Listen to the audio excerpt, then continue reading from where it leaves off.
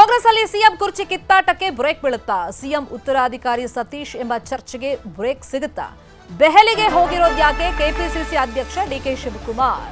CM ಬಡಕ್ಕೆ checkmate ಕೊಡೋದಕ್ಕೆ ಡಿಕೆಶಿ ಯಾವ ತರ ಕಾರ್ಯತಂತ್ರಗಳನ್ನು ರೂಪಿಸ್ತಾ ಇದ್ದಾರೆ ಅಂತ ಹೇಳಿ ಸಹಜವಾಗಿ ಕುತೂಹಲ ಜಾಸ್ತಿ ಆಗ್ತಾ ಇದೆ. ಶತಾಯ ಗತಾಯ ನವೆಂಬರ್ನಲ್ಲಿ ತಾನು ಸಿಎಂ ಆಗಬೇಕು ಅಂತ ದೇವರ ಮೊರೆ ಮತ್ತೆ ಹೈಕಮಾಂಡ್ ಅಂಗಳಕ್ಕೂ ಕೂಡ ಡಿಕೆಶಿ ಲಗ್ಗೆಯನ್ನ ಇಟ್ಟಿದ್ದಾರೆ. 2.5 ವರ್ಷದ ಬಳಿಕ ಪವರ್ ಶೇರಿಂಗ್ ವಿಷಯವಾಗಿ ಈಗ ಚರ್ಚೆ ಮತ್ತೆ ಮುನ್ನೆಲೆಗೆ ಬಂದಿದೆ. ಸಿದ್ದರಾಮಯ್ಯ ಅವರನ್ನ ಕಾಂಗ್ರೆಸ್ನ ಹೈಕಮಾಂಡ್ ಸಿಎಂ ಸ್ಥಾನದಿಂದ ನವೆಂಬರ್ನಲ್ಲಿ ಕೆಳಗಿಳಿಸುತ್ತಾ? ಈ ಎಲ್ಲ ಚರ್ಚೆಗಳ ಬೆನ್ನಲ್ಲೇ ಮೊನ್ನೆ ಯತೀಂದ್ರ ಒಂದು ಹೇಳಿಕೆ ಕೊಡ್ತಾರೆ, ಸಿಎಂ ಉತ್ತರಾಧಿಕಾರಿ ಸತೀಶ್ ಜಾರಕಿಹೊಳಿ ಅಂತ ಹೇಳಿ. ಮತ್ತೆ ಹೊಸ ಕೆಪಿಸಿಸಿ ಅಧ್ಯಕ್ಷರ ನೇಮಕದ ಬಗ್ಗೆನೂ ಕೂಡ ಒಂದಿಷ್ಟು ಗೊಂದಲಗಳು ಆಗ್ತಾ ಇದೆ. ಇನ್ನು ಕ್ಯಾಬಿನೆಟ್ ಪುನಾರಚನೆಯಾದ್ರೆ ಯಾರು ಇನ್ ಯಾರು ಔಟ್ ಆಗ್ತಾರೆ, ಎಲ್ಲಾ ವಿಚಾರಗಳ ಬಗ್ಗೆ ಹೈಕಮಾಂಡ್ ಜೊತೆ ಡಿಕೆ ಶಿವಕುಮಾರ್ ಚರ್ಚೆಯನ್ನ ಮಾಡ್ತಾ ಇದ್ದಾರೆ. ಆಲ್ರೆಡಿ ಈಗ ಎಐಸಿಸಿ ಪ್ರಧಾನ ಕಾರ್ಯದರ್ಶಿ ಕೆಸಿ ವೇಣುಗೋಪಾಲ್ ಜೊತೆ ಚರ್ಚೆ ಮಾಡಿದ್ದಾರೆ. ರಾಜ್ಯ ಕಾಂಗ್ರೆಸ್ ಉಸ್ತುವಾರಿ ರಣದೀಪ್ ಸಿಂಗ್ ಸುರ್ಜೇವಾಲಾ ಜೊತೆಗೂ ಕೂಡ ಡಿಕೆ ಶಿವಕುಮಾರ್ ಸಭೆಯನ್ನ ಮಾಡಿದ್ದಾರೆ.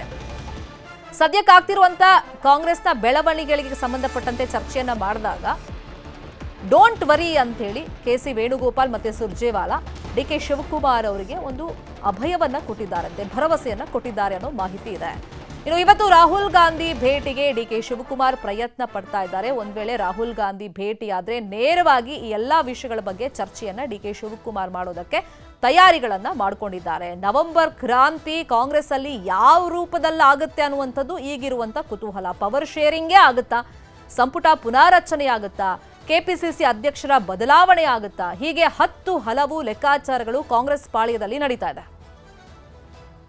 ಇದೇ ವಿಷಯವಾಗಿ ಇನ್ನಷ್ಟು ಡೀಟೇಲ್ ಆಗಿ ಇನ್ಫಾರ್ಮೇಶನ್ ಕೊಡ್ತಾ ಹೋಗೋದಕ್ಕೆ ನೇರ ಸಂಪರ್ಕದಲ್ಲಿ ಕನೆಕ್ಟ್ ಆಗಿದ್ದಾರೆ ನಮ್ಮ ಪೊಲಿಟಿಕಲ್ ಬ್ಯೂರೋ ರಿಪೋರ್ಟರ್ ಕೃಷ್ಣ. ರಾಜ್ಯ ಕಾಂಗ್ರೆಸ್ ಅಲ್ಲಿ ನವೆಂಬರ್ ಕ್ರಾಂತಿ ಆಗೋದು ಪಕ್ಕ, ಆದ್ರೆ ಯಾವ ಸ್ವರೂಪದಲ್ಲಿ ಆಗುತ್ತೆ ಅನ್ನುವಂಥದ್ದು ಈಗಿರುವಂತ ಕುತೂಹಲ. ನಾಯಕರ ಈ ನಡವಳಿಕೆ, ದಿನಕ್ಕೊಂದು ಹೇಳಿಕೆ, ದೆಹಲಿ ಪ್ರಯಾಣ ಏನೆಲ್ಲ ಸಂದೇಶ ಕೊಡ್ತಾ ಇದೆ ಕೃಷ್ಣ?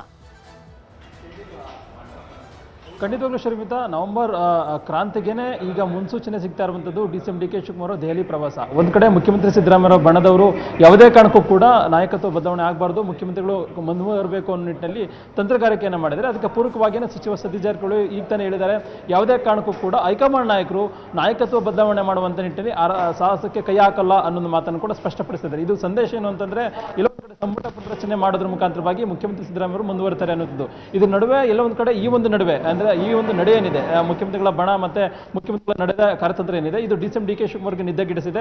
ಆ ಕಾರಣಕ್ಕೋಸ್ಕರವಾಗಿ ನವೆಂಬರ್ 20ರ ಬಳಿಕವಾಗಿ ಹೇಗಾದ್ರೂ ಮಾಡಿ ಮುಖ್ಯಮಂತ್ರಿ ಆಗಬೇಕು ಅನ್ನೊಂದು ಕನಸನ್ನ ಕಾಣ್ತಾ ಇದ್ರೆ, ಅದಕ್ಕೆ ಪೂರಕವಾಗಿನ ಒಂದಷ್ಟು ಕಾರ್ಯತಂತ್ರಗಳನ್ನು ಮಾಡಬೇಕು ಅನ್ನೋ ನಿಟ್ಟಿನಲ್ಲಿ ಈಗ ದೆಹಲಿಗೆ ಹೋಗಿರುವಂಥದ್ದು. ದೆಹಲಿಯಲ್ಲಿ ಎಸಿಸಿ ಪ್ರಧಾನ ಕಾರ್ಯದರ್ಶಿ ಕೆಸಿ ವೇಣುಗೋಪಾಲ್ ಅವರ ಜೊತೆ ಭೇಟಿಯನ್ನು ಮಾಡೋದ್ರ ಮುಖಾಂತರವಾಗಿ ರಾಜ್ಯದ ಕಾಂಗ್ರೆಸ್ ಬೆಳವಣಿಗೆ ಮತ್ತೆ ಏನು ಗಾಂಧಿ ಭಾರತ್ ಶತಮಾನೋತ್ಸವ ಅಂಗವಾಗಿ 100 ಕಾಂಗ್ರೆಸ್ ಕಚೇರಿಗಳನ್ನು ಸ್ಥಾಪನೆ ಮಾಡುವಂಥದ್ದು. ಇದು ಡಿಸಿಎಂ ಡಿಕೆ ಶಿವಕುಮಾರ್ ಕನಸಿನ ಯೋಜನೆ. ಯಾಕಂದ್ರೆ ಪಕ್ಷ ಸಂಘಟನೆ ಮತ್ತೆ ಪಕ್ಷ ನಿಷ್ಠೆ ಇದ್ದಂಥವರು ಡಿಸಿಎಂ ಡಿಕೆ ಶಿವಕುಮಾರ್ ಅವರು ಇಂತಹ ಕಾರ್ಯಕ್ರಮವನ್ನು ಮಾಡಿದ ಸಂದರ್ಭದಲ್ಲಿ ಸಹಜವಾಗಿಯೇ ಅಂತಿಮವಾಗಿ ಹೈಕಮಾಂಡ್ ನಾಯಕರು ಮಣೆ ಹಾಕುವಂತ ಸಾಧ್ಯತೆ ಇದೆ. ಆ ಕಾರಣಕ್ಕೋಸ್ಕರವಾಗಿಯೇ ಈ ಒಂದು ಕಾರ್ಯಕ್ರಮಕ್ಕೆ ಎಸಿಸಿ ಮಾಜಿ ಅಧ್ಯಕ್ಷರಾಗಿರ್ತಕ್ಕಂಥ ರಾಹುಲ್ ಗಾಂಧಿ ಮತ್ತೆ ಎಸಿಸಿ ಅಧ್ಯಕ್ಷರಾಗಿರ್ತಕ್ಕಂಥ ಮಲ್ಲಿಕಾರ್ಜುನ್ ಖರ್ಗೆ ಅವರನ್ನ ಕರೆಸೋದ್ರ ಮುಖಾಂತರವಾಗಿ ಇಲ್ಲ ಒಂದ್ ಕಡೆ ಈ ಒಂದು ಕಾರ್ಯಕ್ರಮವನ್ನು ಸಕ್ಸಸ್ ಮಾಡುವಂಥದ್ದು. ಅದ್ರ ಮುಖಾಂತರವಾಗಿ ನವೆಂಬರ್ 20ರ ಬಳಿಕವಾಗಿ ಅಂದ್ರೆ ಸರ್ಕಾರ ಅಧಿಕಾರ ಪೂರ್ಣಗೊಳಿಸಿ ನವೆಂಬರ್ 20ನೇ ತಾರೀಕು 2.5 ವರ್ಷಗಳು ಪೂರೈಸ್ತಾ ಇದೆ. ಇಂತಹ ಸಂದರ್ಭದಲ್ಲಿ ಮಾತಿನಂತೆ ಅಧಿಕಾರ ಹಸ್ತಾಂತರವನ್ನು ಮಾಡುವಂತ ನಿಟ್ಟಿನಲ್ಲಿ ಹೈಕಮಾಂಡ್ ನಾಯಕರು ಅಂತ ಸಂದರ್ಭದಲ್ಲಿ ಮನಸ್ಸನ್ನ ಮಾಡಬೇಕು. ಆ ಒಂದು ಮನಸ್ಸನ್ನ ಮಾಡಿಸುವಂತ ನಿಟ್ಟಿನಲ್ಲಿ ಹೇಗೆ ಮಾಡಬೇಕು ಅನ್ನೋ ನಿಟ್ಟಿನಲ್ಲಿ ಈಗಾಗಲೇ ಡಿಸಿಎಂ ಡಿಕೆ ಶಿವಕುಮಾರ್ ಕಸರತ್ತನ್ನು ಮಾಡ್ತಾ ಇದ್ದಾರೆ. ಆ ಕಾರಣಕ್ಕೋಸ್ಕರವಾಗಿ ದೆಹಲಿಯಲ್ಲಿ ವೇಣುಗೋಪಾಲ್ ಅವರ ಜೊತೆ ಭೇಟಿಯನ್ನು ಮಾಡಿ ಇದ್ರ ವಿಚಾರ ಒಂದ್ ಕಡೆ ಚರ್ಚೆ ಆದ್ರೆ, ಮತ್ತೊಂದು ಕಡೆ ಸಚಿವ ಸತೀಶ್ ಜಾರಕಿಹೊಳಿ ಉತ್ತರಾಧಿಕಾರಿ ಅನ್ನೋ ಒಂದು ಹೇಳಿಕೆಯನ್ನು ಯತೀಂದ್ರ ಸಿದ್ದರಾಮಯ್ಯ ಹೇಳಿಕೆಯನ್ನು ಕೊಟ್ಟಿದ್ರು. ಇದಕ್ಕೆ ಕಡಿವಾಣ ಹಾಕಬೇಕು, ಮತ್ತೆ ಇನ್ನು ಮುಂದೆ ಈ ರೀತಿ ಅಂತ ಹೇಳಿಕೆಯನ್ನು ಕೊಡಬಾರ್ದು.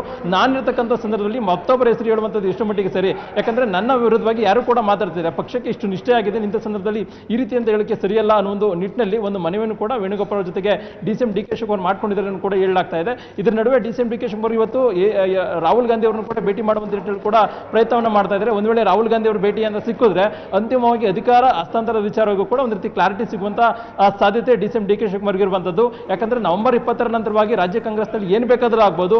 ಅದಕ್ಕೆ ಈಗಾಗಲೇ ಒಂದಷ್ಟು ಹಿರಿಯ ಕಾಂಗ್ರೆಸ್ ನಾಯಕರೇ ಈಗಾಗಲೇ ಎಲ್ಲೊಂದು ಕಡೆ ಡಿಸಿಎಂ ಡಿಕೆ ಶಿವಕುಮಾರ್ಗೆ ಶರಣರಾಗಿದ್ದಾರೆ ಅನ್ನೋದ್ರ ಬಗ್ಗೆ ಕೂಡ ಹೇಳಲಾಗ್ತಾ ಇದೆ. ಯಾಕಂದ್ರೆ ಬೆಳಿಗ್ಗೆ ತಾನೇ ಗೃಹ ಸಚಿವರಾಗಿರ್ತಕ್ಕಂಥ ಪರಮೇಶ್ವರ್ ಕೂಡ ಹೇಳ್ತಾ ಇದ್ರು, ಅಂತಿಮವಾಗಿ DCM DK ಶಿವಕುಮಾರ್ ಸಮರ್ಥರು, ಅಂತಿಮವಾಗಿ ಅವ್ರನ್ನೇನಾದ್ರು ಮುಖ್ಯಮಂತ್ರಿ ಸ್ಥಾನ ಏನಾದ್ರು ಮಾಡಿದ್ರೆ ಹೈಕಮಾಂಡ್ ನಾಯಕರು, ಅದಕ್ಕೆ ನಾವೆಲ್ಲರೂ ಕೂಡ ಒಪ್ಕೊಳ್ಬೇಕಾದಂತ ಅನಿವಾರ್ಯತೆ ಇದೆ ಅನ್ನೋ ಮಾತನ್ನು ಕೂಡ ಹೇಳಿದ್ದಾರೆ. ಯಾಕಂದ್ರೆ ಪರಮೇಶ್ವರ್ ಅವರು ಕೂಡ ಒನ್ ಆಫ್ ದಿ ಮುಖ್ಯಮಂತ್ರಿ ಕ್ಯಾಂಡಿಡೇಟ್, ಈಗಾಗಲೇ ದಲಿತರಲ್ಲಿ ಮುಖ್ಯಮಂತ್ರಿ ಕೊಡಬೇಕು ನಿಟ್ಟಿನಲ್ಲಿ ಕೂಡ ಕಸರತ್ತನ್ನು ಮಾಡ್ತಾ ಇದ್ದಾರೆ.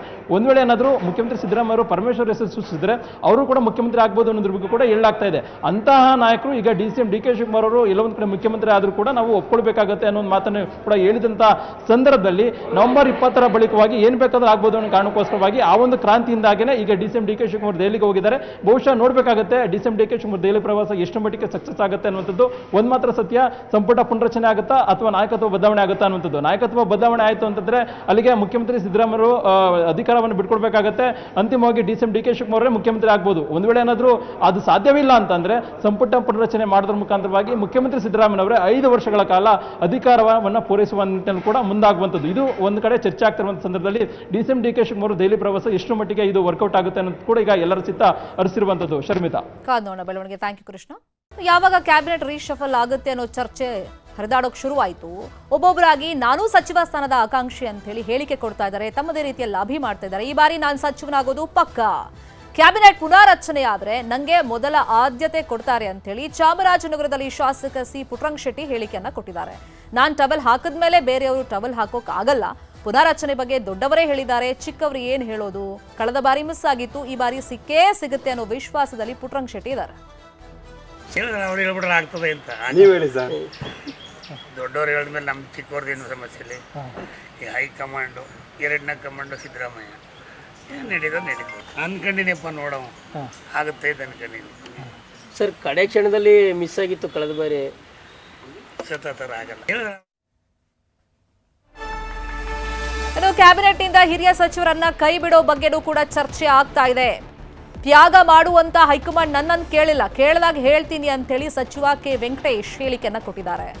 ಚಾಮರಾಜನಗರದಲ್ಲಿ ಪಶು ಸಂಗೋಪನಾ ಇಲಾಖೆ ಸಚಿವ ಕೆ ವೆಂಕಟೇಶ್ ಈ ಹೇಳಿಕೆಯನ್ನ ಕೊಟ್ಟಿರೋದು. ಕೆಲವು ಹಿರಿಯ ಸಚಿವರಿಗೆ ಮೌಲ್ಯಮಾಪನವನ್ನ ಮಾಡಿ ಕೋಕ್ ನೀಡಲಾಗುತ್ತೆ ಸಂಪುಟದಿಂದ ಅಂತ ಚರ್ಚೆ ಏನಾಗ್ತಿದೆ. ಸೊ ಈ ಬಗ್ಗೆ ವೆಂಕಟೇಶ್ ಅವರು ಈ ರೀತಿ ಉತ್ತರ ಕೊಟ್ಟಿದ್ದಾರೆ. ಮಾಧ್ಯಮದಲ್ಲಿ ಪತ್ರಿಕೆಯಲ್ಲಿ ನೋಡ್ತಾ ಇದ್ದೀವಿ, ಸಿದ್ದರಾಮಯ್ಯ ಅವರು ಕೂಡ ಹೇಳಿದ್ರಲ್ಲ ಸರ್ ರೀಶಫಲ್ ಆಗುತ್ತೆ ಅಂತ. ಮುಖ್ಯಮಂತ್ರಿಗಳಿಗೆ ಅಧಿಕಾರ ಇದೆ, ಅವ್ರು ಮಾಡ್ಬೋದು, ಮಾಡಲಿ, ನನಗೇನು ಮಾಹಿತಿ ಇಲ್ಲ ಸರ್. ಅದೇ ಕೆಲವು ಹಿರಿಯ ಸಚಿವರನ್ನ ಕೈ ಬಿಡ್ತಾರೆ ಅಂತ. ಆಯ್ತಪ್ಪ, ಬೇರೆಯವ್ರಿಗೆ ಅವಕಾಶ ಕೊಡಲಿ ಬಿಡಿ, ಏನೀಗ ನಾಳೆ ಎಲ್ಲರೂ ಬಿಡ್ತಾರೆ, ಬಿಡಲಿ, ಮುಖ್ಯಮಂತ್ರಿಗಳು ಇದೆ ಅಲ್ವ, ಅದು ಮಾಡಲಿ, ಯಾರು ಬಿಡಿ. ಹಾಂ, ಖಂಡಿತ ಇದೆ, ಯಾಕೆ ಬೇರೆಯವ್ರಿಗೆ ಅವಕಾಶ ಸಿಗಲಿ ಪಾಪ. ಸರ್ ಪಕ್ಷಕ್ಕೋಸ್ಕರ ತ್ಯಾಗಕ್ಕೆ ಸಿದ್ಧಾಗಿದ್ದೀರಾ ಸರ್? ಹಾಂ, ಪಕ್ಷಕ್ಕೋಸ್ಕರ ನೀವು ತ್ಯಾಗ ಮಾಡ್ಲಿಕ್ಕೆ ಸಿದ್ಧಾಗಿದ್ದೀರಾ? ತ್ಯಾಗ ಮಾಡುವಂತ ಕೇಳಿದಾಗ ಹೇಳ್ತೀನಿ ನಾನೇನು ಕೇಳಿಲ್ವಲ್ಲ ಅವರು. ನೀವು ತ್ಯಾಗ ಮಾಡಬೇಕು ಅಂತ ಕೇಳ್ತಾರಲ್ಲ, ಆಗ ಹೇಳ್ತಾರೆ, ಈಗಲೇ ಯಾಕೆ ಹೇಳ್ಬಿಡ್ಲಿ ನಾನು. ಧರ್ಮಸ್ಥಳ ಬುರುಡೆ ಕೇಸ್ ತನಿಖೆ ಬಹುತೇಕ ಮುಕ್ತಾಯ ಹಂತಕ್ಕೆ ಬಂದಿದೆ. ಅಕ್ಟೋಬರ್ 31ರ ಒಳಗೆ ವರದಿಯನ್ನ ಕೊಡಬಹುದು ಅಂತ ಹೇಳಿ ಗೃಹ ಸಚಿವ ಡಾಕ್ಟರ್ ಜಿ ಪರಮೇಶ್ವರ್ ಅವರು ಹೇಳಿಕೆಯನ್ನ ಕೊಟ್ಟಿದ್ದಾರೆ. 1-2 ದಿನ ಆಚೆ ಈಚೆ ಆಗ್ಬೋದು, ಹೆಚ್ಚು ಕಮ್ಮಿ, ಬಟ್ ಎಲ್ಲವನ್ನೂ ಸೇರಿಸಿ ವರದಿ ಇದೇ ತಿಂಗಳಲ್ಲಿ ಕೊಡೋದಕ್ಕೆ ಸೂಚನೆ ಕೊಟ್ಟಿದ್ದೀವಿ. ಈಗ ವರದಿ ಕೂಡ ತಯಾರಾಗ್ತಾ ಇದೆ. ಅಂತಿಮ ಹಂತದಲ್ಲಿ ಕೆಲವರ ವಿಚಾರಣೆಯನ್ನ SIT ಮಾಡ್ತಾ ಇದೆ. ಮಧ್ಯಂತರ ಅಥವಾ ಪೂರ್ಣ ವರದಿಯನ್ನು ಕೊಡಬಹುದು ಅಂತ ಹೇಳಿ ಪರಮೇಶ್ವರ್ ಅವರು ಮಾಧ್ಯಮಗಳಿಗೆ ಮಾಹಿತಿಯನ್ನ ಕೊಟ್ಟಿದ್ದಾರೆ. ರಾಷ್ಟ್ರಮಟ್ಟದಲ್ಲಿ ತೀವ್ರ ಸಂಚಲನಕ್ಕೆ ಕಾರಣವಾಗಿದ್ದಂಥ ಧರ್ಮಸ್ಥಳದಲ್ಲಿ ನೂರಾರು ಶವಗಳನ್ನು ಹೂತಿಟ್ಟಂಥ ಪ್ರಕರಣ ಆಮೇಲೆ ಬುರುಡೆ ಗ್ಯಾಂಗ್ ಆಗಿ ಕನ್ವರ್ಟ್ ಆಯಿತು. ಈಗ ಮಧ್ಯಂತರ ಅಥವಾ ಪೂರ್ಣ ವರದಿ SIT ಇಂದ ಸರ್ಕಾರಕ್ಕೆ ಶೀಘ್ರದಲ್ಲೇ ಇದೇ ವಾರದಲ್ಲಿ ಸಲ್ಲಿಕೆ ಆಗುತ್ತೆ ಅಂತ ಹೇಳಿ ಪರಮೇಶ್ವರ್ ಅವರು ಮಾಹಿತಿ ಕೊಟ್ಟಿದ್ದಾರೆ. ಅಲ್ಲ, ಅವ್ರು ಮೊದಲೇ ಅಕ್ಟೋಬರ್ ತಿಂಗಳಲ್ಲಿ ಕೊಡ್ತೇವೆ ವರದಿಯನ್ನಂತ ಅವರೇ ಹೇಳಿದ್ರು, ಯಾರು ನಮ್ಮ SIT ಅವರು. ಈ ಬಹುಶಃ ಈ 31st ಒಳಗಡೆ ಕೊಡ್ಬೋದು ಅಂತ ಕಾಣಿಸುತ್ತೆ. 31st ಒಳಗಡೆ ಎಲ್ಲಾದರೂ ಕೂಡ ಪ್ಲಸ್ 1 or 2 days ಅಲ್ಲಿ ಕೊಡ್ತಾರೆ ಅಂತ ಅನ್ಕೊಳ್ತೀನಿ. ಅದೇ ಎಲ್ಲ ಕಾಂಪ್ರಹೆನ್ಸಿವ್ ಆಗಿ ರಿಪೋರ್ಟ್ ಮಾಡಬೇಕು ಅಂತ ಹೇಳಿದ್ದೇವೆ ಅವ್ರಿಗೆ. ಫೈನಲ್ ಅಂತಿಮವಾಗಿ ವರದಿಯನ್ನ ಕೊಡಬೇಕು ಅಂತ ಹೇಳಿದ್ದೇವೆ. ಅದನ್ನ ಬಹುಶಃ ಅವರೇ ಹೇಳಿದಾಗೆ ಅಕ್ಟೋಬರಲ್ಲಿ ಕೊಡ್ತೀವಿ ಅಂತ ಹೇಳಿದ್ರು ಅವರು. ಅಕ್ಟೋಬರ್ ತಿಂಗಳಲ್ಲಿ ಮುಗಿಯುತ್ತೆ ನಮ್ಮದು ಕೆಲಸ ಎಲ್ಲ ಅಂತ. ಬಹುಶಃ ಅವರು FSL ರಿಪೋರ್ಟ್ಸು ಮತ್ತು ಬೇರೆ ಬೇರೆ ಅನಾಲಿಸಿಸ್ ಏನೇನು ಮಾಡಬೇಕಿತ್ತು, ಕೆಮಿಕಲ್ ಅನಾಲಿಸಿಸು ಅದೆಲ್ಲ ಮಾಡಿಕೊಂಡು ಅವರು ಕೊಡ್ತೀವಿ ಅಂತ ಹೇಳಿದರು. ಯಾಕೆಂದರೆ ಆ ಬೋನ್ ತೆಗ್ದ್ರಲ್ಲ, ಅದೆಲ್ಲ ಅನಾಲಿಸಿಸ್ ಮಾಡಬೇಕಲ್ಲ, ಕೆಮಿಕಲ್ ಅನಾಲಿಸಿಸ್ ಮಾಡಿ ಕನ್ಕ್ಲೂಡ್ ಮಾಡಬೇಕು. ಅದನ್ನೆಲ್ಲ ಮಾಡಿ ಕೊಡ್ತೇವೆ ಅಂತ ಹೇಳಿದ್ದಾರೆ. ಬಹುಶಃ ಈ ತಿಂಗಳ ಕೊನೆಯಲ್ಲಿ ಕೊಡ್ಬೋದು. ಅದು ನೋಡಬೇಕು. ಯಾಕೆಂದ್ರೆ ಅವರು ಮೇಜರ್ ಆಗಿ ಇಂಟರಿಮ್ ಆಗಿ ಕೊಡ್ತಾರಾ ಅಥವಾ ಪೂರ್ತಿ ಸಂಪೂರ್ಣವಾದ ವರದಿಯನ್ನು ಕೊಡ್ತಾರಾ ಅದನ್ನ ನಾವು ಈಗಲೇ ಹೇಳಕ್ ಬರೋದಿಲ್ಲ. ಕರ್ನಾಟಕದಲ್ಲಿ ಭಯಾನಕ ಬಯೋಡೀಸೆಲ್ ದಂಧೆ. ರಾಜ್ಯಕ್ಕೆ ಎಲ್ಲಿಂದ ಬರುತ್ತೆ ಬಯೋಡೀಸೆಲ್? ಹೈವೇ ಪಕ್ಕದಲ್ಲಿ ಅಕ್ರಮ. ಏನ್ ಮಾಡ್ತಾ ಇದ್ದಾರೆ ಅಧಿಕಾರಿಗಳು? ಬಯೋಡೀಸೆಲ್ ದಂಧೆ ನ್ಯೂಸ್ 18ನ ಬಿಗ್ ಎಕ್ಸ್ಪೋಸ್ ಇದು.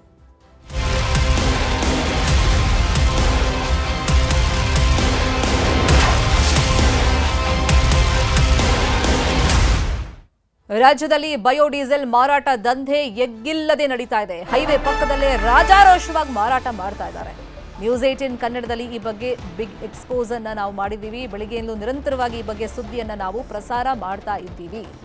ಗುಜರಾತ್ನಿಂದ ಅಕ್ರಮವಾಗಿ ಈ ಬಯೋಡೀಸೆಲ್ ಬರುತ್ತೆ. ಹೈವೇ ಪಕ್ಕದಲ್ಲೇ ಅದನ್ನು ಮಾರಾಟ ಮಾಡ್ತಾ ಇದ್ದಾರೆ. ಕಡಿಮೆ ರೇಟ್ಗೆ ಬಯೋಡೀಸೆಲ್ ಮಾರಾಟ ಆಗ್ತಾ ಇದೆ. ಇದರಿಂದಾಗಿ ಡೀಸೆಲ್ ಮಾಲೀಕರ ವ್ಯಾಪಾರಕ್ಕೆ ಹೊಡೆತ ಬಿದ್ದಿದೆ.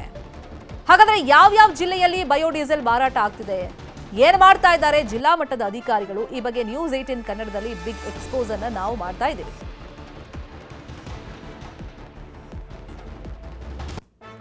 ಬೀದರ್ ಜಿಲ್ಲೆಯಾದ್ಯಂತ ನಡೀತಾ ಇದೆ ಬಯೋಡೀಸೆಲ್ನ ದಂಧೆ.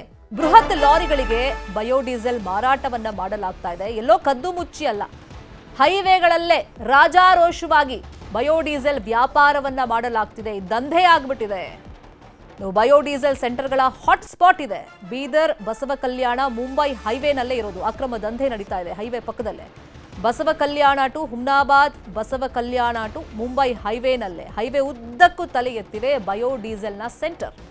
ಲಾರಿ ಚಾಲಕರನ್ನೇ ಇವರು ಬಂಡವಾಳ ಮಾಡೋದು, ಟಾರ್ಗೆಟ್ ಮಾಡ್ಕೊಳ್ಳೋದು ದಂಧೆಕೋರರು. ಮಾರುಕಟ್ಟೆ ದರಕ್ಕಿಂತ ಸುಮಾರು 15 ರೂಪಾಯಿ ಕಡಿಮೆಗೆ ಮಾರಾಟ ಮಾಡ್ತಾರೆ. ವಾಹನದಲ್ಲೇ ಬಯೋಡೀಸೆಲ್ ತುಂಬಿದ ಟ್ಯಾಂಕ್ ಇರುತ್ತೆ. ಮೀಟರ್ ಮಷೀನ್ ಅನ್ನು ಇಟ್ಕೊಂಡು ಬಿಂದಾಸ್ ಆಗಿ ಹೈವೇ ಪಕ್ಕದಲ್ಲೇ ಮಾರಾಟ ಮಾಡ್ತಾ ಇದ್ದಾರೆ.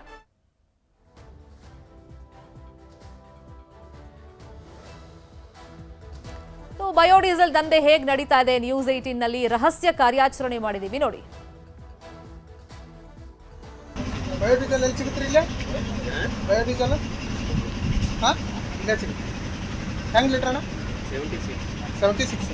ನಮಗೆಲ್ಲ ಗಾಡಿ ಇದ್ದು ಅಂದ್ರೆ ಮೈಲೇಜ್ ಹೆಂಗೆ ಸಿಗುತ್ತೆ ಅಂತ? ಮೈಲೇಜ್ ಚೆನ್ನಾಗಿರುತ್ತೆ. ಮೆಟಲ್ ನೋಡಿ ಒಂದು ಸತಿ ಹಾಕೊಂಡು ಒಂದು ಟೆಸ್ಟ್ ಮಾಡಿ. ಟೆಸ್ಟ್ ಮಾಡಿದ್ರೆ ನಿಮ್ಗೆ ಗೊತ್ತಾಗುತ್ತೆ. ಬಾಯೋ ಇರುತ್ತೆ. ಬಂಕ್ ಅಂದ್ರೆ ಡೀಸೆಲ್ಗೂ ಅದಕ್ಕೂ ಸಮ್ ಡಿಫ್ರೆನ್ಸ್ ಇರುತ್ತೆ. ಹಿಂಗೆ ನೋಡಿದ್ರೂ ಅಂದ್ರೆ ಕ್ವಾಲಿಟಿ ಸೇಮ್, ಡೆನ್ಸಿಟಿ ಎಲ್ಲ ಸೇಮ್ ಇರುತ್ತೆ. ಅಂದ್ರೆ ಮೆಟೀರಿಯಲ್ ಫರಕ್. ಅದರಲ್ಲಿ 3 ಕ್ವಾಲಿಟಿ 4 ಕ್ವಾಲಿಟಿ ಬರುತ್ತೆ. ನಮ್ಮ ಮಾತ್ರ ಇರೋದು ಈ ಲೈನಲ್ಲಿ ಫಸ್ಟ್ ಕ್ವಾಲಿಟಿ. ಮತ್ತೆ ಇಲ್ಲಿ ಹಿಂದನ ಅದಾವ ಹಂಗ 4 ಪಾಯಿಂಟ್ 4-5. ಇದು ಇಂಜಿನ್ ಗಾಯಿ ಬರಲ್ಲ ಸರ್? ಇದು ಹಾಕಿದ್ರೆ ಇಂಜಿನ್ ಗಾಯಿ ಬರಲ್ಲ ಇಲ್ಲ? ಯಾವ ಗಾಡಿಗೆ ಹಾಕ್ತೀರಾ? ಇದು ಲಾರಿನ ಲಾರಿ ಅಂದ್ರೆ ಯಾವ ಗಾಡಿಗೆ? ಇವು ನಮಗೆಲ್ಲ ಮಾಲ್ ಎಲ್ಲ BS4 BS6 ಇದು BS6 ಅದ ಹೊಸ ಗಾಡಿ. BS6 ಆಗಲ್ಲ. BS4 ಅಂದ್ರೆ ಹಳೆ BS4 ಗೆ ಹಾಕ್ಬೋದು. BS6 ಗೆ ಆಗ್ಬೋದು. ಅಂದ್ರೆ ಯಾಕೆ ಹಾಕಲ್ಲ ಅಂದ್ರೆ ನಮ್ಮ ಇವಾಗ 6 ವರ್ಷ ಗ್ಯಾರಂಟಿ ಕೊಡ್ತಾ ಇದೆ ನೋಡಿ. ನೀವು ಒಂದು 5,000ಗೆ ಮಕ್ಕ ನೋಡ್ಕೊಂಡು ಹೋದ್ರೆ ವೇಸ್ಟ್. ಅಂದ್ರೆ BS6 ಗೆ ಹಾಕಿದ್ರೆ ಏನಾಗತ್ತೆ? ಇಲ್ಲ, ಏನೂ ಆಗಲ್ಲ. ಇವಾಗ BS6 ಗೆ ಹಾಕಿದ್ರೂ ಏನೂ ಆಗಲ್ಲ. ಬೈ ಚಾನ್ಸ್ ಒಂದು ಗಾಡಿಗೆ ಏನಾಯ್ತು, ನೀವು ಕಂಪ್ನಿಗೆ ತಗೊಂಡು ಹೋಗ್ರೆ ಅವ್ರಿಗೆ 100% ಗೊತ್ತಾಗತ್ತೆ. ಇವ್ರು ಬಯೋಡೀಸೆಲ್ ಹಾಕ್ತಾರೆ 100% ಗೊತ್ತಾಗತ್ತೆ ಅವ್ರಿಗೆ. ಅಂದ್ರೆ ಇದು ಇಂಜಿನ್ ಎಲ್ಲ ಖರಾಬ್ ಆಗ್ತವೆ? ಖರಾಬ್ ಏನೂ ಆಗಲ್ಲ. ಇವಾಗೆಲ್ಲ ಆಗ್ತಾ ಇದಾರೆ. ಟ್ರಾನ್ಸ್ಪೋರ್ಟ್ ಅವರೇ ಆಗ್ತಾರೆ ಬೊಂಬೆನಲ್ಲಿ ಎಲ್ಲ ತುಂಬಾ.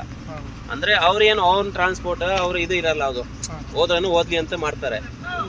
ನಮ್ದು ಅಂದ್ರೆ ಏನು, ಈಗ ನಮ್ಗ BS4 ಅಂದ್ರೆ ನಡೆಯೋದು ಅಲ್ಲ. ಕಡಿಮೆ ಹಂಗೆ ಕೊಡ್ತೀರ? ಕಡಿಮೆ ಅಂದ್ರೆ ಕಾಯಂ ಇರೋ ಹಿಂಗ ಅಡ್ಡಾಡ್ತಾವ ರೂಟ್. ಅದಕ್ಕೆ 76. ಇತ್ತೀಚೆಗೆ ಸೈಬರ್ ವಂಚನೆ ಪ್ರಕರಣಗಳು ಜಾಸ್ತಿ ಆಗ್ತಿದೆ. ವಿದೇಶದಲ್ಲಿ ಕುತ್ಕೊಂಡು ಬೆಂಗಳೂರಲ್ಲಿ ಹಣವನ್ನ ಲೂಟಿ ಮಾಡಲಾಗ್ತಾ ಇದೆ. ದುಬೈ, ಹಾಂಗ್ಕಾಂಗ್, ಚೀನಾದಲ್ಲಿ ಕುತ್ಕೊಂಡು ಹ್ಯಾಕಿಂಗ್ ಮಾಡಲಾಗ್ತಿದೆ. ಜಸ್ಟ್ 3 ಗಂಟೆ ಹ್ಯಾಕರ್ಸ್ ಕೈಚಳಕದಿಂದಾಗಿ 49 ಕೋಟಿ ಲೂಟಿಯನ್ನ ಮಾಡಿದ್ದಾರೆ. ಇತ್ತೀಚೆಗೊಂದು ವರದಿ ಹೇಳ್ತಾ ಇತ್ತು, ಬೆಂಗಳೂರಲ್ಲಿ ಅತಿ ಹೆಚ್ಚು ಜನ ಈ ರೀತಿ ಸೈಬರ್ ವಂಚನೆಗೆ ಒಳಗಾಗ್ತಾ ಇದ್ದಾರೆ. ಮಹಾನಗರಗಳನ್ನೇ ಟಾರ್ಗೆಟ್ ಮಾಡ್ತಾರೆ, ಮತ್ತೆ ತುಂಬಾ ಓದ್ಕೊಂಡಿರೋರ್ನೇ ಟಾರ್ಗೆಟ್ ಮಾಡ್ತಾರೆ. ಅದರಲ್ಲೂ ಪ್ರಮುಖವಾಗಿ IT ಫೀಲ್ಡಲ್ಲಿ ಯಾರು ವರ್ಕ್ ಮಾಡ್ತಾರೆ ಅಂಥವ್ರನ್ನೇ ಈ ಹ್ಯಾಕರ್ಸ್ ಟಾರ್ಗೆಟ್ ಮಾಡ್ತಾ ಇರೋದು. ವಿಸ್ಡಮ್ ಫಿನಾನ್ಸ್ ಅಕೌಂಟ್ ಹ್ಯಾಕ್ ಮಾಡಿ ಲೂಟಿಯನ್ನ ಮಾಡಿದ್ದಾರೆ. VPN ನೆಟ್ವರ್ಕ್ ಅನ್ನು ಬಳಸಿ 49 ಕೋಟಿಯನ್ನ ಖದೀಮರು ದೋಚಿದ್ದಾರೆ. ಸುಮಾರು 653 ನಕಲಿ ಬ್ಯಾಂಕ್ ಅಕೌಂಟ್ಗೆ ಹಣವನ್ನು ವರ್ಗಾವಣೆ ಮಾಡಿಕೊಂಡಿದ್ದಾರೆ. ಇಸ್ಮಾಯಿಲ್ ಅತ್ತರ್, ಸಂಜಯ್ ಪಾಟೀಲ್ ಅನ್ನೋರನ್ನ ಅರೆಸ್ಟ್ ಮಾಡಲಾಗಿದೆ. ಆರೋಪಿಗಳಿಂದ ಲ್ಯಾಪ್ಟಾಪ್, ಪೆನ್ ಡ್ರೈವ್ ಅನ್ನ ವಶಕ್ಕೆ ಪಡೆಯಲಾಗಿದೆ. ದುಬೈನಲ್ಲಿ ಇಬ್ರು, ಹಾಂಗ್ಕಾಂಗ್ನಲ್ಲಿ ಒಬ್ಬರಿದ್ದಾರೆ ಅಂತ ಹೇಳಿ ಮಾಹಿತಿ ಇದೆ. ಈ ಹ್ಯಾಕರ್ಸ್ ಆಗಸ್ಟ್ 7ನೇ ತಾರೀಕು ಫಿನಾನ್ಸ್ ಕಂಪನಿ ಅಕೌಂಟ್ ಹ್ಯಾಕ್ ಆಗಿದೆ. ಈ ಬಗ್ಗೆ 9ನೇ ತಾರೀಕು ಫಿನಾನ್ಸ್ ಮ್ಯಾನೇಜರ್ ಪ್ರಕಾಶ್ ದೂರನ್ನು ಕೊಟ್ಟಿದ್ದಾರೆ. ಸಿಸಿಬಿ ಸೈಬರ್ ಠಾಣೆಯಲ್ಲಿ ಎಫ್ಐಆರ್ ಕೂಡ ದಾಖಲಾಗಿತ್ತು. ತನಿಖೆ ಕೈಗೊಂಡು ರಾಜ್ಯ ಹಾಗೂ ಹೈದರಾಬಾದ್ನಲ್ಲಿ ಹುಡುಕಾಟವನ್ನು ನಡೆಸಲಾಗಿತ್ತು. ವಿದೇಶದಲ್ಲಿ ಕೂತ್ಕೊಂಡು ವಿಪಿಎನ್ ನೆಟ್ವರ್ಕ್ ಬಳಸಿ ಅಕೌಂಟ್ ಹ್ಯಾಕ್ ಮಾಡಿರೋದು ಬೆಳಕಿಗೆ ಬಂದಿದೆ. ತನಿಖೆ ವೇಳೆ ಬೇನಾಮಿ ಬ್ಯಾಂಕ್ ಅಕೌಂಟ್ಗೆ ಹಣ ವರ್ಗಾವಣೆ ಮಾಡಿರೋದು ಕೂಡ ಬೆಳಕಿಗೆ ಬಂದಿದೆ. ಫಿನಾನ್ಸ್ನ 2 ಬ್ಯಾಂಕ್ ಅಕೌಂಟ್ ಹ್ಯಾಕ್ ಆಗಿರೋದು ಪತ್ತೆಯಾಗಿದೆ. ಹ್ಯಾಕ್ ಮಾಡುವಂತ ತಂಡದ ಜೊತೆಗೆ ಸಂಬಂಧವನ್ನ ಆರೋಪಿ ಸಂಪರ್ಕ ಹೊಂದಿದ್ದ ಅನ್ನೋದು ಗೊತ್ತಾಗಿದೆ. ದುಬೈನಲ್ಲಿರುವಂತಹ ತಂಡದ ಜೊತೆ ಸಂಪರ್ಕ ಹೊಂದಿದ್ದ ಅನ್ನೋದು ಗೊತ್ತಾಗಿದೆ. ಸಾರ್ವಜನಿಕರಿಗೆ ಕಮಿಷನ್ ನೀಡಿ ಹಣ ಡ್ರಾ ಮಾಡಿ ಹಣವನ್ನ ಹವಾಲಾ ಮತ್ತು ಕ್ರಿಪ್ಟೋ ಮೂಲಕ ವಿದೇಶಕ್ಕೆ ರವಾನೆ ಮಾಡ್ತಾ ಇದ್ದ ಈ ವಂಚಕರ ಜಾಲ ಇದು. ಲೋಕಾಯುಕ್ತ, ಉಪಲೋಕಾಯುಕ್ತ ಹೆಸರಲ್ಲಿ ವಂಚನೆಗೆ ಯತ್ನ. ಬಿಬಿಎಂಪಿ ಎಇಇಗೆ ಕರೆ ಮಾಡಿದ ಅಪರಿಚಿತರು. ವಿಧಾನಸೌಧ ಠಾಣೆಯಲ್ಲಿ ದೂರು ದಾಖಲು. ಧರ್ಮಸ್ಥಳದ ಬುರುಡೆ ಕೇಸ್ ತನಿಖೆ ಚುರುಕು. ಎಸ್ಐಟಿ ವಿಚಾರಣೆಗೆ ಹಾಜರಾದ ಸುಜಾತ ಭಟ್, ತಿಮ್ರೋಡಿ ಸೇರಿದಂತೆ ಇನ್ನೂ 4ವರಿಗೆ ಇವತ್ತೇ ಹಾಜರಾಗಲು ನೋಟಿಸ್. ಕೋಟ್ಯಾಂತರ ಮೌಲ್ಯದ ಸೈಟ್ಗಾಗಿ 2 ಗುಂಪುಗಳ ನಡುವೆ ಮಾರಾಮಾರಿ. ಕಡೂರು ಪಟ್ಟಣದ ಯುಬಿ ರಸ್ತೆಯಲ್ಲಿ ಘಟನೆ. ಕೋರ್ಟ್ನಲ್ಲಿ ಕೇಸ್ ಎದುರು ಕಾಂಪೌಂಡ್ ತೆರವು ಮಾಡಿದ್ದಕ್ಕೆ ಆಕ್ಷೇಪ. ಬಿಎಂಟಿಸಿ ಎಲೆಕ್ಟ್ರಿಕ್ ಬಸ್ ಆಪರೇಟರ್ ಕಾರ್ಯಕ್ಷಮತೆಯಲ್ಲಿ ಲೋಪ. ಕೇಂದ್ರ ಸರ್ಕಾರ ಮಧ್ಯ ಪ್ರವೇಶಿಸುವಂತೆ ಎಚ್ಡಿಕೆಗೆ ರಾಮಲಿಂಗಾರೆಡ್ಡಿ ಪತ್ರ. ತಾಂತ್ರಿಕ ವೈಫಲ್ಯ ಸೇರಿ ಎಲ್ಲ ಸಮಸ್ಯೆ ಬಗೆಹರಿಸಲು ಮನವಿ.